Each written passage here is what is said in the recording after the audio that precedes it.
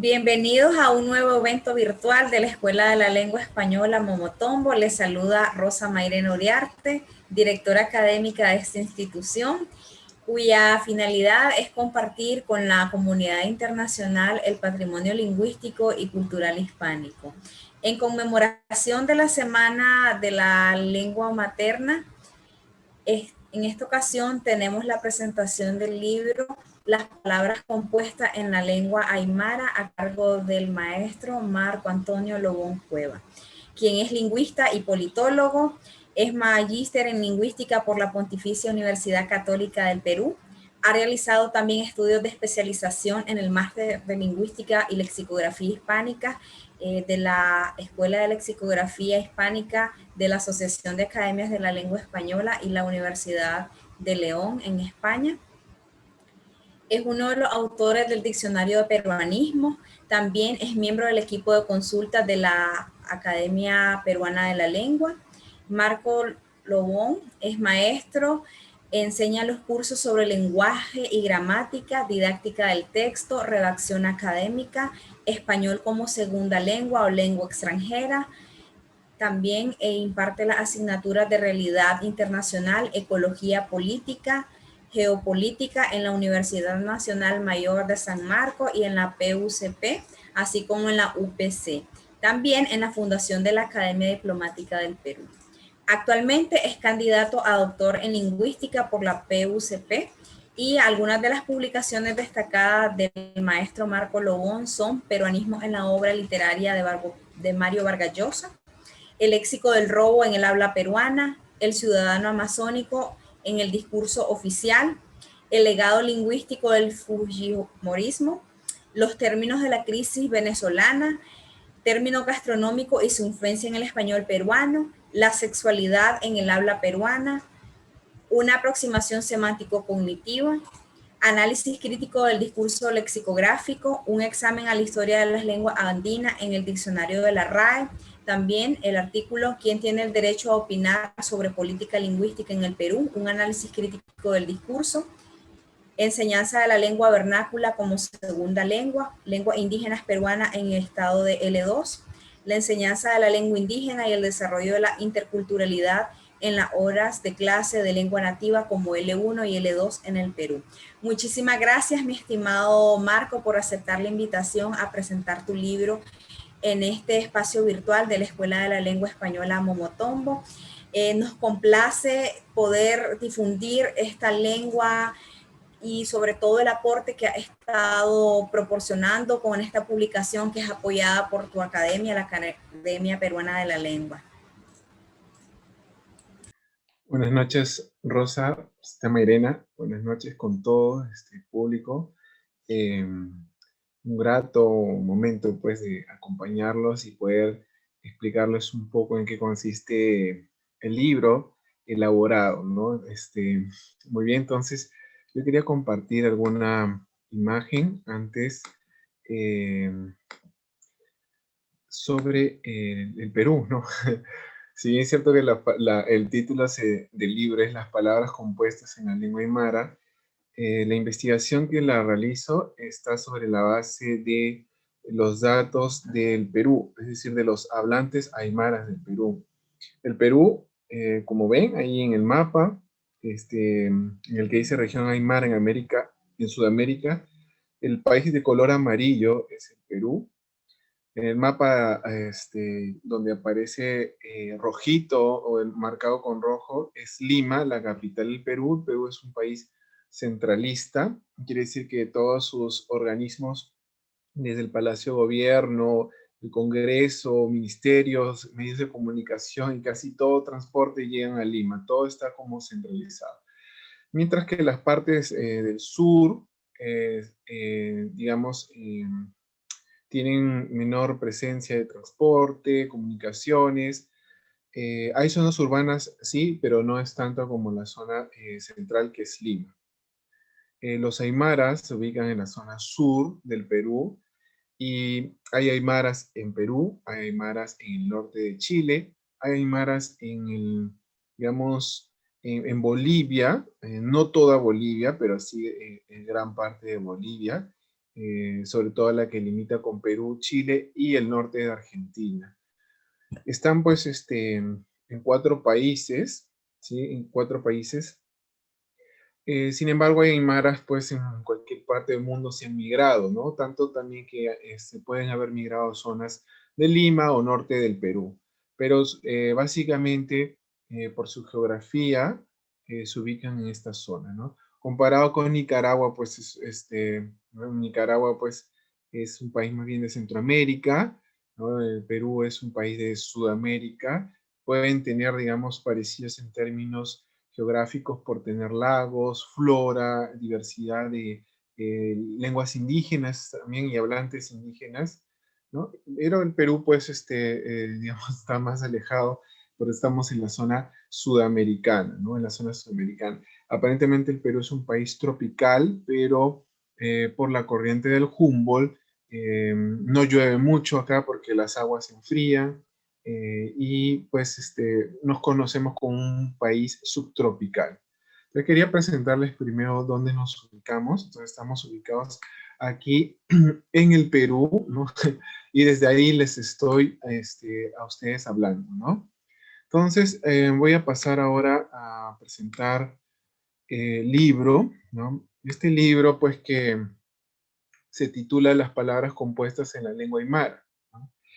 Es un libro, como bien nos ha comentado Rosita, es un libro auspiciado por la Academia Peruana de la Lengua, es la academia en la que yo participo, trabajo y, digamos, estoy muy agradecido con la Academia Peruana de la Lengua por, digamos, apoyar la publicación del libro. Este libro está hecho sobre la base de mi tesis de maestría, ¿no? Que he ido añadiendo, modificando, mejorando a la información que yo sostenía en la tesis de maestría y que pues posteriormente he optado por publicarla en formato libro. Ha sido asesorada por el lingüista Rodolfo Cerrón Palomino.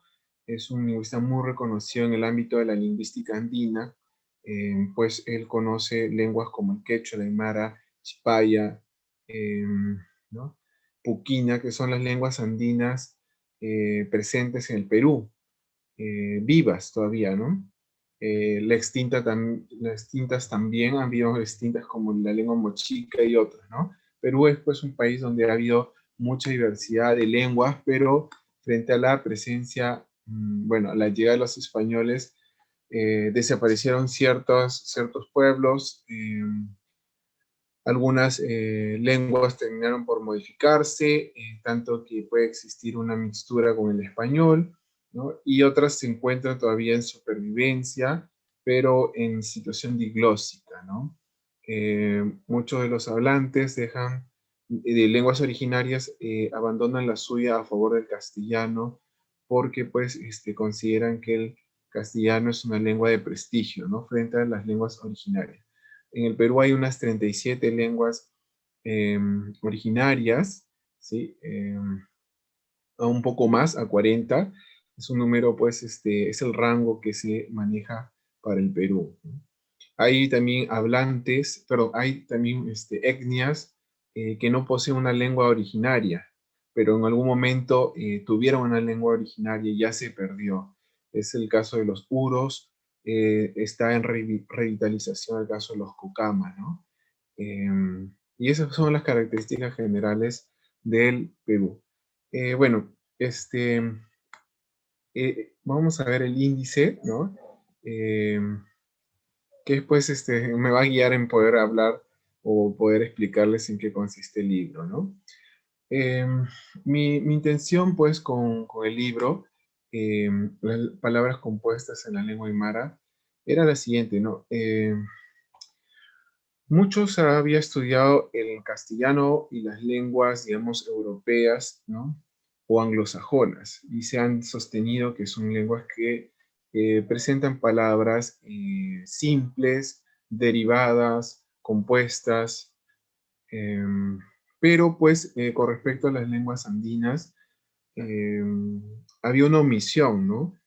Apenas se decía que había palabras simples y derivadas y nadie sostenía al respecto algo sobre las palabras compuestas, ¿no? Entonces, mi inquietud empezó por ahí, ¿no? Saber si realmente hay palabras compuestas en esta lengua indígena, ¿no? Esta lengua originaria llamada lengua aymara. Entonces, quise demostrar que sí existen. Y para ello partí de ciertos postulados como los universales lingüísticos, ¿no? El recojo de la data, una etnografía, ir a la zona, recoger material, digamos, de diccionario, también, ¿no? Recurrir a las fuentes históricas que me ayudaban a poder sostener de que existen las palabras compuestas. Finalmente, esa fue la evidencia eh, y llegó a constituirse pues en una tesis y posteriormente en este libro, ¿no? Que está pues con los colores de las mantos que usan pues los mismos Aymara, ¿no? Es representativo de ellos, ¿no? Es uno de sus colores representativos. Entonces, esto me llevó pues a elaborar un libro como tal, organizado pues en un capítulo 1, capítulo 2, capítulo 3, capítulo 4, un capítulo 5 y cerré pues con un capítulo 6 y 7. Son 7 capítulos que me llevaron a organizar el libro, en verdad son muchos. Me llevó casi 5 años primero hacer la tesis de maestría y 2 años pensar este libro, eh, pues para que ustedes pues en algún momento, si se atreven a escribir, piensen pues que sí es posible, hay que invertir tiempo, dedicarse, eh, no solamente se trata pues del arte de decir cosas, ¿no? Sino hay que sustentarla, evidenciarla, comunicarse con, sobre todo las personas involucradas de lo que se dice, ¿no? En este caso los hablantes aymaras, la comunidad aymara y los especialistas en aymara, ¿no? El capítulo 1, pues, de este libro lo titulé La composición de palabras como universal lingüístico, ¿no? Entonces, yo sostengo, pues, que bajo las premisas, ¿no? Sí, bien es cierto, generativistas, ¿no? Aunque estas basadas en los universales de Greenberg, ¿no? Que eran estructuralistas, ¿no? Se sostiene pues que la composición es un fenómeno lingüístico presente en todas las lenguas del mundo. Sin embargo, de las 6.000 o 7.000 lenguas del mundo, pocas han sido estudiadas por su proceso de composición. Sí abunda mucha literatura sobre la derivación, ¿no? Hasta repetida incluso. Pero de las 6.000 lenguas o 7.000 lenguas del mundo, pocas han sido estudiadas desde el proceso de la composición. Por composición entiendo, pues, la reunión de dos palabras que da por resultado una nueva palabra, ¿no? Pensemos que en castellano puede ser la palabra para aguas o paraguas, ¿no? La palabra vino agrio, vinagre, ¿no? O la palabra saco largo, no sé si lo emplean en su país, pero acá saco largo es una persona, digamos, arrastrada, ¿no? Eh, Alguien dice chupamedias, ¿no? Algo parecido a chupamedias, ¿no? Entonces, robacarros, son palabras que en castellano se conocen como palabras compuestas porque es la fusión de dos y da un significado nuevo. Estas son las palabras que he aprendido a estudiar en este libro. Entonces, eso lo digo en el capítulo 1. Es un universal lingüístico. Son pocos los estudios en composición. eh, Manejo pues esta información que si una lengua tiene derivación, es lógico que tenga composición, ¿no? Es uno de los principios que sostiene, por ejemplo, el lingüista Morales, ¿no? Entonces, vemos pues que si existe derivación, tiene que haber composición en las lenguas. Eh, Dicho eso, en el capítulo 1, paso al capítulo 2, que es un capítulo que, por ejemplo, no estaba así, ni siquiera estaba en la tesis, pero lo incorporo en el libro, que es las palabras compuestas en las lenguas andinas, ¿no? Aquí vengo a señalar que hay palabras compuestas en todas las lenguas andinas del Perú, ¿no? porque no conozco la estructura, la información de las lenguas andinas, digamos, localizadas en Bolivia, que hay más, ¿no? O en Ecuador, que hay más, ¿no? Me baso en las lenguas andinas registradas para el caso del Perú, ¿no? Entonces, sostengo que hay palabras compuestas en el quechua, ¿no? Que es la lengua, digamos, con la que se suele comparar a la aymara. En el Perú hay, digamos, digamos, cuatro lenguas andinas principales vigentes, ¿no? O sea, que se siguen hablando, que es el quechua, el aymara, el jacaru, y algunos sostienen el cauqui, mientras que las otras han desaparecido, eh, pero pues han dejado rastros, ¿no? Entonces, el quechua es la lengua andina más hablada en el Perú, la más hablada. Empiezo con esta y demuestro, también recogiendo información de los lingüistas, que ya en la historia iban señalando con timidez que había palabras compuestas en el quechua, ¿no? Entonces ellos a veces la llamaban frase, frase compuesta, composición, y bueno, sí, se trata de fenómenos de composición.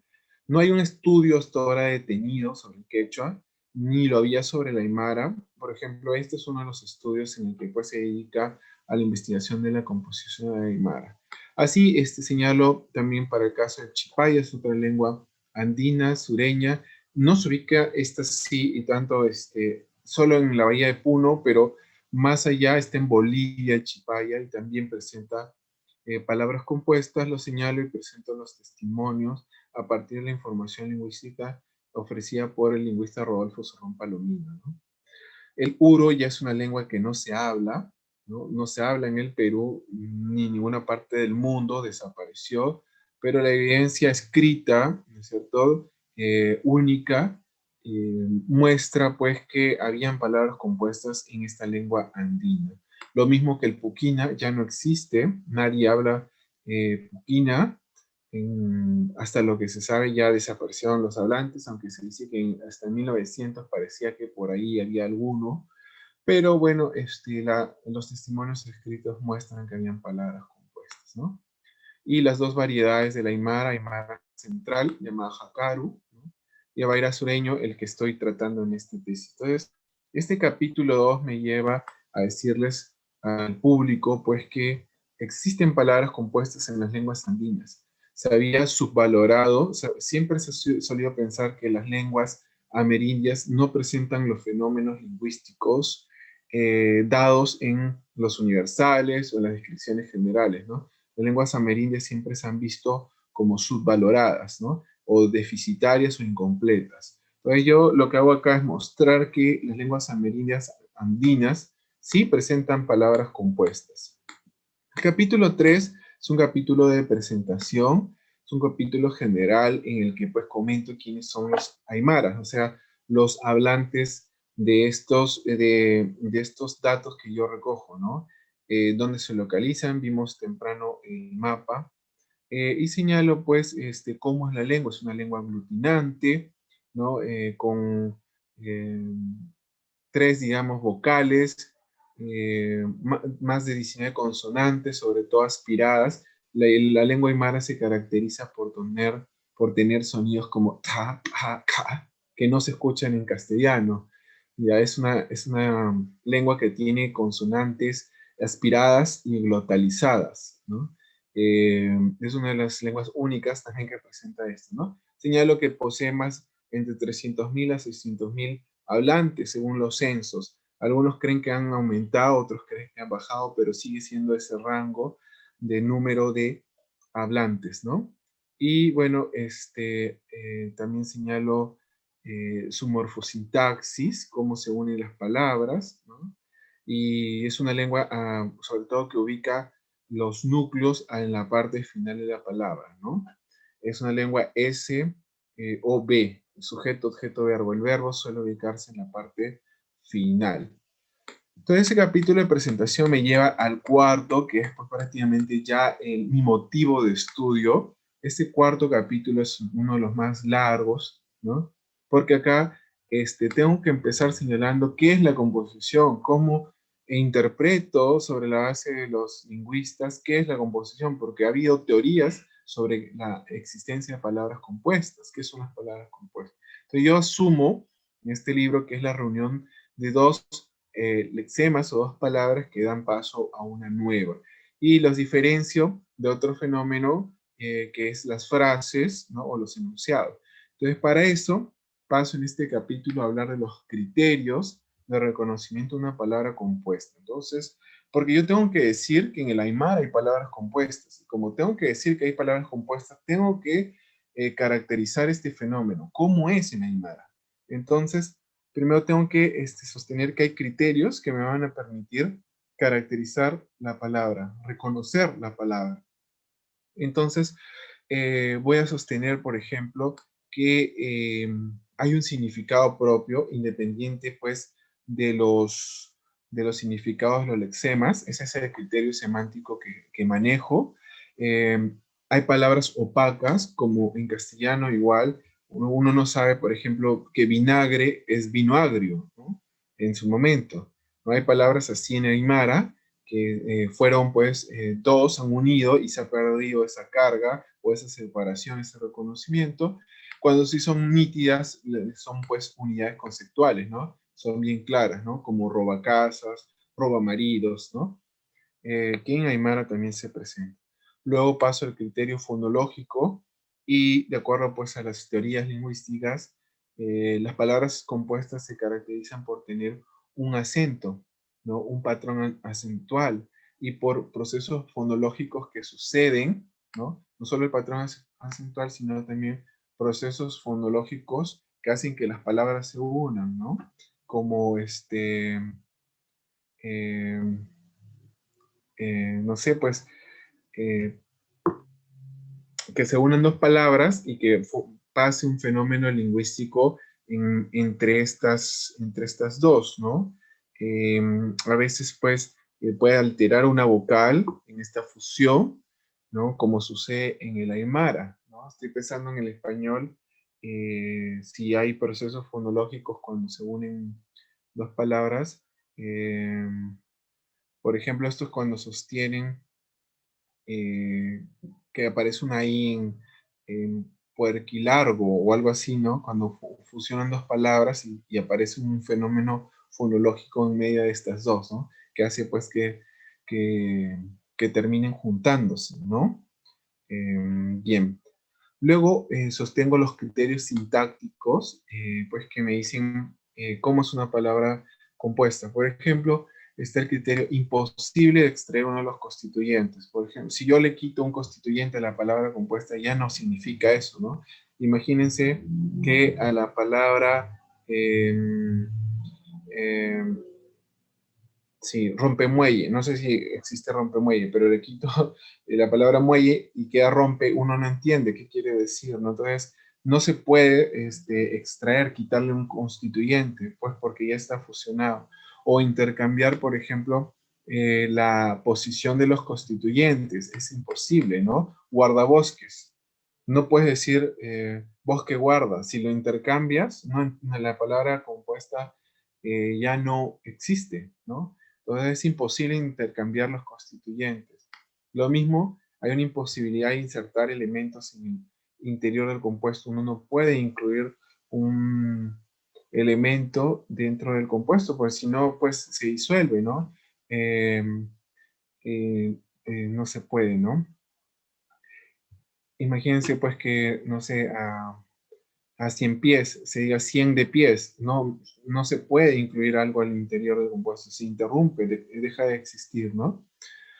Bien, entonces son los criterios, pues, sintácticos que ahí ofrezco, y una vez que, pues, ya he ofrecido el estatus de las palabras compuestas, es decir, digamos, esos criterios que me dicen existen palabras compuestas, paso a caracterizarlas, ¿no? Que es el capítulo 5, y ahí hablo, pues, ya de la Aymara, por ejemplo, por su formación, cómo se dan, ¿no? Son palabras que suelen unirse en dos, ¿no? Dos, y dan un nuevo significado, ¿no? Sostengo que son 6 combinatorias en este caso, ¿no? cuyos patrones suelen ser nombre más nombre, es el patrón más usado en el Aymara, ¿no? Tanto yo sostengo pues los compuestos no reduplicados como reduplicados, como parte de este patrón NN, son en su mayoría los más usados, ¿no? Luego es el patrón adjetivo-nombre, cuando el adjetivo precede al nombre, es un formador de palabras compuestas en Aymara, no al revés, porque altera el orden de la lengua. Existe el patrón adjetivo más adjetivo, adverbio más verbo, que son pues patrones que sigue la lengua aymara. Para esto pues, bajo el reflejo de la sintaxis, lo que existe en la sintaxis se refleja en la morfología, después ese principio el que me ayuda a orientarme.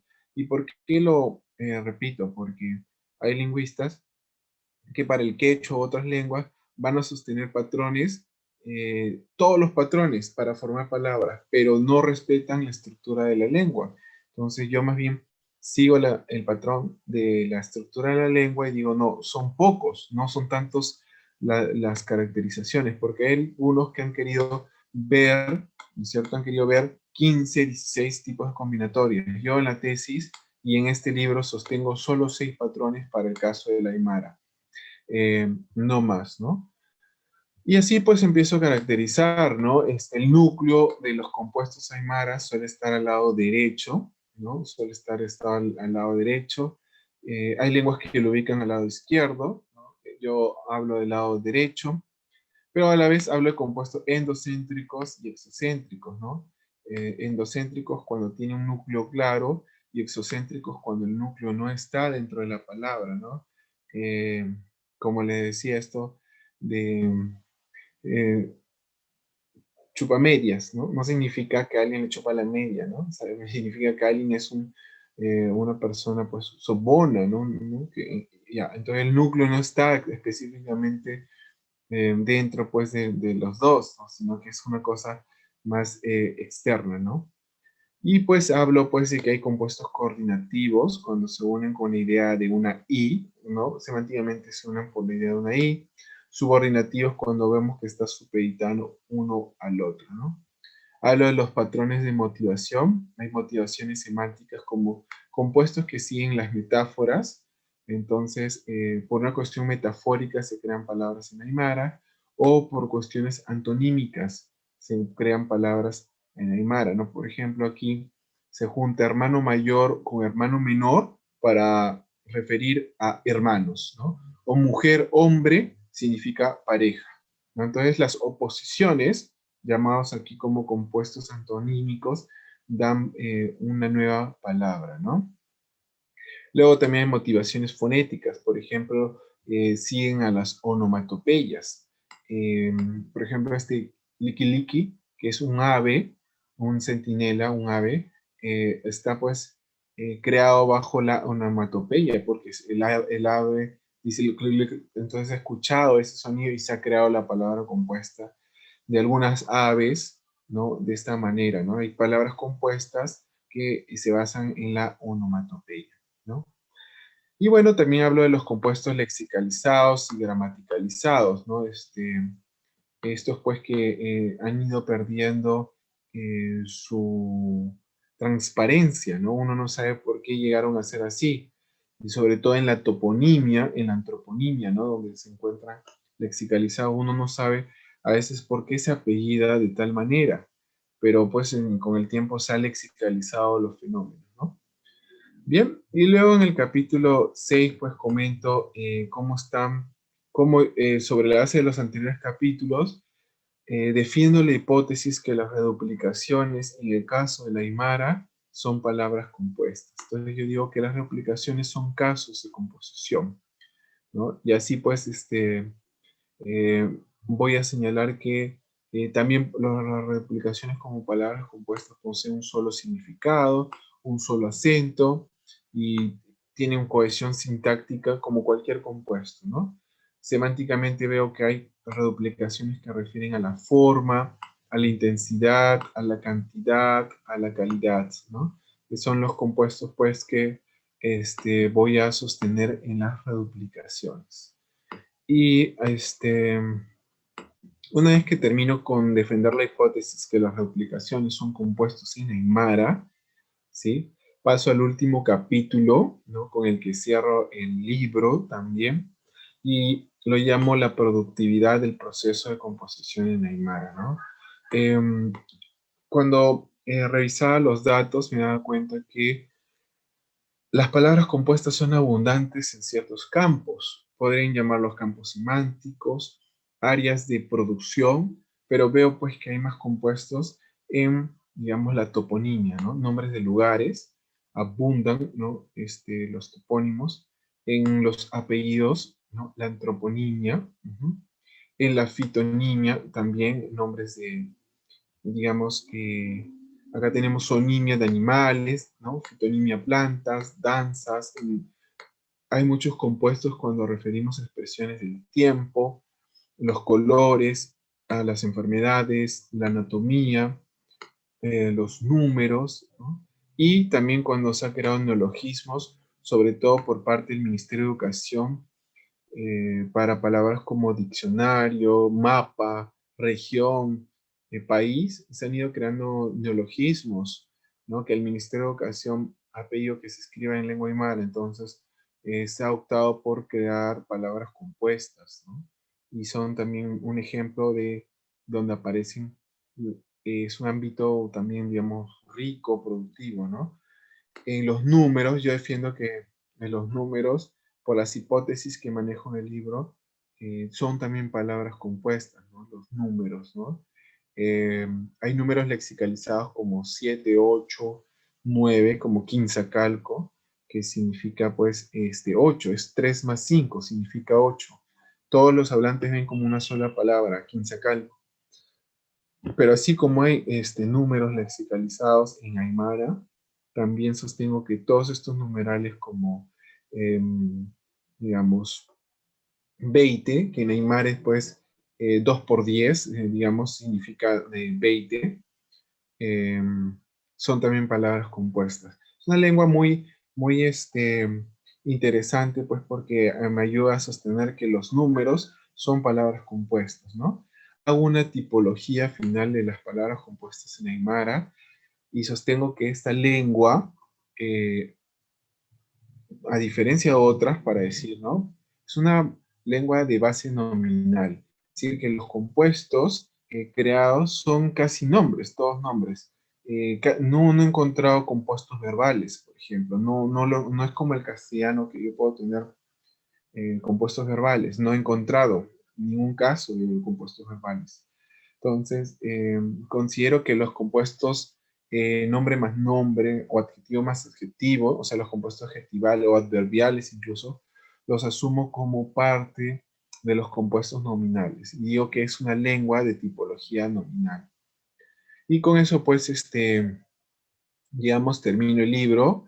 eh, Presento, pues, una serie de anexos donde uno puede ver, si ustedes en algún momento les alcanzan el libro, pueden ver el libro, pueden ver que esta parte final, eh, digamos, es una de las partes que ilustra la presencia de palabras compuestas en el Aymara, tanto las transparentes como las no transparentes. Por ejemplo, esta 17, ¿no?